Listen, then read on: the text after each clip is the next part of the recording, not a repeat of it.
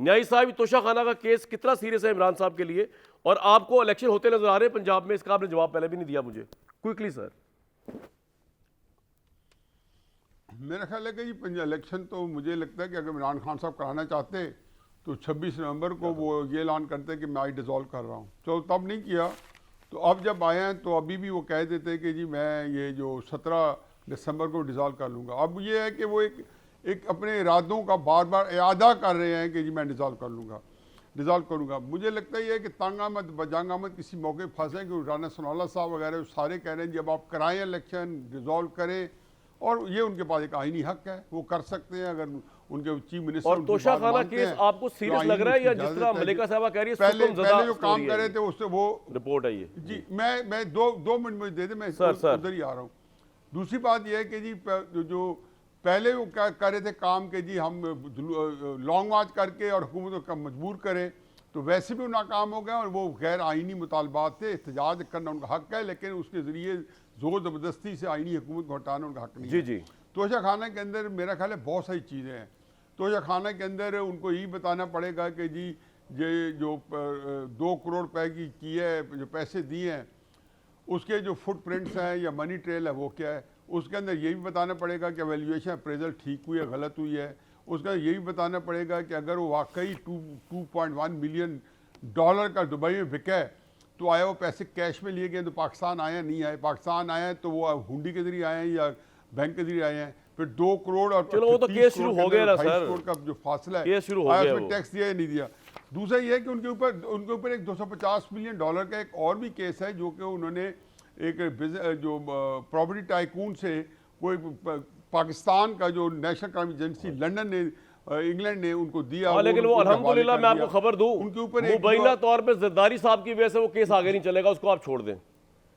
चले मैं जानता हूँ कईयों की वजह से नहीं, वो उसके जरदारी साहब के भी ऊपर को बंदे बैठने की वजह से भी नहीं चलेगा। मैंने यही कहा जी, हमेशा मैं कहता हूँ उसकी कुर्बानी दे देना तो फिर ओपन एंड शट केस है। बाकी है कि जी इमरान खान साहब ने जो बार इकट्ठी बनाई हुई थी ना अपनी दयानतदारी की, और जो उन्होंने लोगों को इस्तेमाल करने के लिए जिस तरीके का जो म्यार बनाया था वो पूरी तरह मजरूह हुआ है।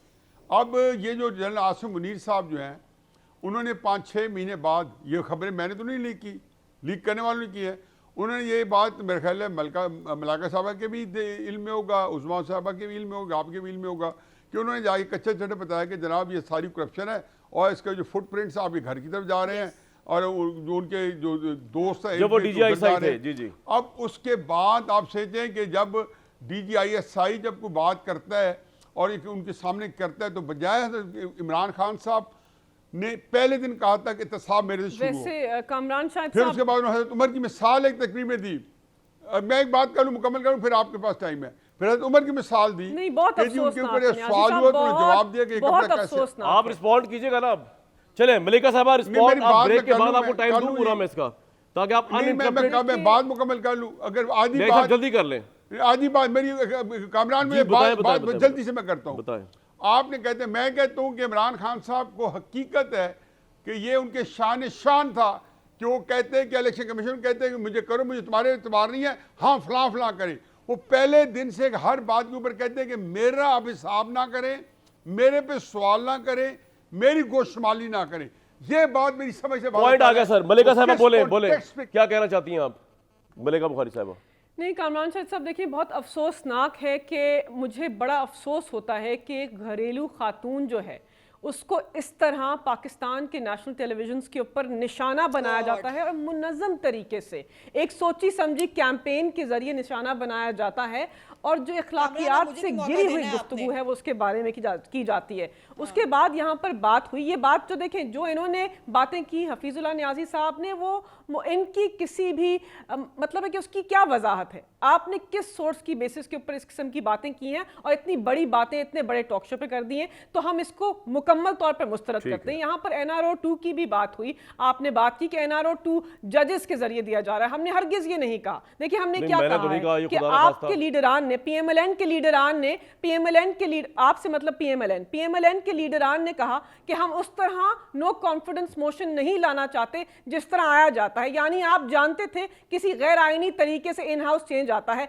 आपने उस गैर आईनी तरीके से किसी आदमी के जरिए जो ताकत का महवर था, आपने पाकिस्तान के अंदर इन हाउस चेंज करवाया। आपने NRO 2 का अमल कैसे मुकम्मल किया?